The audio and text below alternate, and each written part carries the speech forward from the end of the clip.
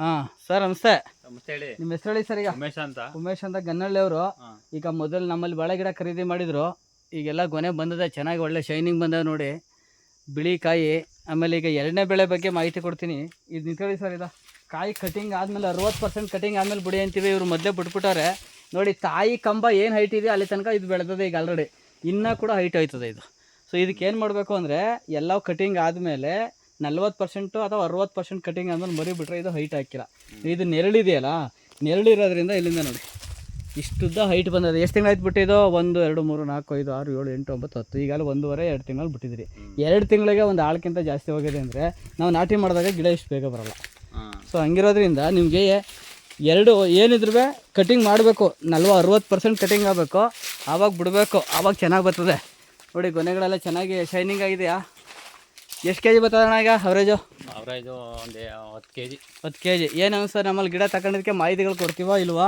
ಮಾಹಿತಿ ಬಂದು ಕೊಡ್ತಾ ಇದ್ರಲ್ಲ. ಹಾಂ, ಏನು ಅನಿಸ್ತದೆ ನಮ್ಮ ಗಿಡ? ಪರವಾಗಿಲ್ಲ. ಈಗ ಬೇರೆ ಕಡೆನೂ ಗಿಡ ತಂದು ಹಾಕಿದ್ರಿ? ಗಿಡ ತಗೊಂಡು ಒಂದು 300 ಗಿಡ ಹೋದೋ. ಹಾಂ, ಒಂದು 300 ಗಿಡ ಹೋದೋ. ಎಲ್ಲಿ ಅವು? ಒಡ ಬೇರೆ ಕಡೆ ತಂದವು, ಹೆಸರುಗಳೇನು ಹೇಳೋದು ಬೇಡಿ ನಾವು. ಹಾಂ, ಇಲ್ಲಿ ಒಂದು ಗಿಡನೂ ಹೋಗಿಲ್ಲ. ಇದೇ ತೋಟ ಅವ್ರದವ್ರು ಅವಕಾಶನ ಕೊಟ್ಟಿದ್ದು. ಹಾಂ, ಗಿಡ ಒಂದು ಹೋಗಿಲ್ಲ, ಚೆನ್ನಾಗೈತೆ ಗಿಡ. ಗಿಡದ ಬಗ್ಗೆ ಈ ಗಿಡ ರೈತರು ತಗೊಳ್ಳೋರ್ಗೆ ಏನು ಹೇಳ್ಬೋದು ನೀವು? ರೈತ ತಗೋಬೋದು, ಚೆನ್ನಾಗಿರ್ತದೆ. ಹಾಂ, ಹತ್ರ. ಹಾಂ, ಮಾಹಿತಿಗಳನ್ನೆಲ್ಲ ನೀಟಾಗಿ ಕೊಡ್ತೀವ ನೋಡಿ. ಪಾಠಕ್ಕೆ ಮಾಹಿತಿ ಕೊಡ್ತಾರೆ. ಇದು ನೋಡಿ, ಇದು ಎರಡನೇ ಬೆಳೆ ಎಷ್ಟುದ್ದ ಗಿಡ ಇದೆ ಅಂದರೆ ಅವ್ರಿಗಿಂತ ತಾಯಿ ಮಟ್ಟಕ್ಕೆ ಬೆಳ್ಕೊಂಡು ಹೋಗ್ಬಿಡ್ತದೆ. ಇದಕ್ಕೆ ನಾವು ಏನು ಮಾಡ್ತೀವಿ ಅಂದರೆ, ಅಷ್ಟುದ್ದ ಬೆಳೀತದೆ. ಇದನ್ನು ಕಟ್ ಮಾಡಿ ಬಿಡಬೇಕು.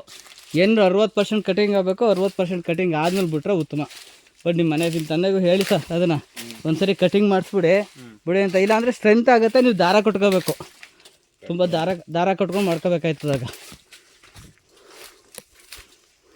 ನೀವು ಎಷ್ಟು ಸಲ ಗೊಬ್ಬರ ಕೊಟ್ರಿ? ಗೊಬ್ಬರ ಒಂದು 2 ಸಲ ಕೊಟ್ಟಿದ್ದೀನಿ. ಹಾಂ, 2 ಸಲ. 2 ಸಲ?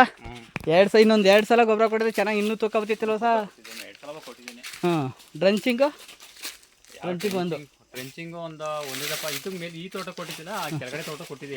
ಎರಡದಾದ್ಮೇಲೆ ದನಿ ಗೊಬ್ಬರ ಹಾಕಿದ್ವಲ್ಲ. ಹಾಂ, 10 ಕಡೆ ದನಿ ಗೊಬ್ಬರ ಹಾಕಿದೆ. ಕೊಟ್ಟಿಗೆ ಗೊಬ್ಬರ ಒಂದು 10 ಕಡೆ ಹಾಕಿದ್ರಿ ನೋಡಿ. ಒಳ್ಳೆ ಗೊನೆಗಳು ಬಂದಿದೆ. ಗೊನೆನ ದಯವಿಟ್ಟು ಈ ಥರ ಚುಚ್ಚಬೇಡಿ. ಆಗೆ ಕಡೆಗೆ ವಿ ಶೇಪಲ್ಲಿ ಕೊಡಿ.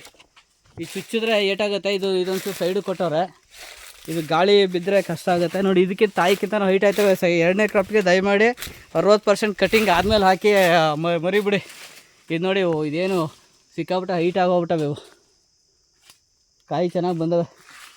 ಇಲ್ಲಿ ನೋಡಿ, ಎರಡನೇ ಬೆಳೆ ಯಾವ ಮಟ್ಟಕ್ಕೆ ಹೈಟ್ ಆಗೋದೆ ಅಂತ ಇವು 2 ಗಿಡ ನೋಡಿದ್ರೆ ಗೊತ್ತಾಯ್ತದೆ ಅಲ್ವಾ? ಏನಿದ್ರು ಕಟಿಂಗ್ ಮಾಡಾದ್ಮೇಲೆ ಬಿಡಬೇಕು. ನೆರಳಿರೋದ್ರಿಂದ ಇದು ಹೈಟ್ ಆಗಿರೋದು. ಯಾವಾಗ ನೆರಳಾಯಿತು, ನೆರಳಾದ್ರೆ ಈ ಥರ ಗಿಡ ಸಣ್ಣಕ್ಕಾಗಿ ಹೈಟ್ ಆಯ್ತು.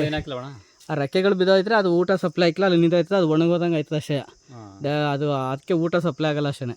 ಅದು ಈ ಕಡೆ ರೆಕ್ಕೆಗಳು ಮೇಲೆ ಓದೋಲ್ಲ. ಹಾಂ, ಅದ್ರ ಮೇಲೆ ಗೊನೆ ಬಿದ್ದವಲ್ಲ, ಈ ಕಡೆ ಗೊನೆ ಬಿದ್ದಿದ್ದು ಅದ್ರ ಮೇಲೆ ಬಿದ್ದದೆ. ಅದಕ್ಕೆ ಹೆಂಗಾಗಿರ್ತದೆ, ಅದೇನು ಸಮಸ್ಯೆ ಆಗಿಲ್ಲ.